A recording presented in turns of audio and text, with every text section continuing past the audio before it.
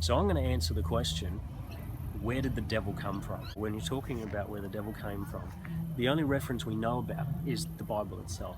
So if we look in roughly 3 different places, we can tell where the devil came from. The first one is in Genesis 3. So in the Garden of Eden, Satan represented himself as in the form of a snake in a tree. Could have been anything like one of these trees, but it was most likely a fruit tree of some kind. And he managed to convince Eve to take the fruit, even though God had told him not to. The next one is actually in Ezekiel and Isaiah. It talks about the thoughts of Satan. The Bible verse is in the comments below.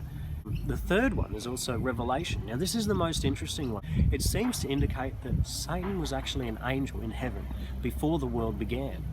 And Satan wanted to be like God. He wanted to be worshipped just like God was.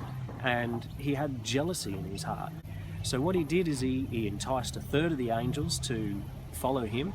And after he did that, and the Bible says there was war in heaven in Revelation, you can see that Bible verse below, check it out. And they were thrown out of heaven and they were put down onto the earth and confined to the tree. And then when you go back to Genesis, you see how man was given a chance, failed that test, and we ended up having Satan being able to influence the whole world. And that's sort of where Satan came from. But have a look at the Bible verses I've got there. It's very interesting stuff if you read a bit more about it.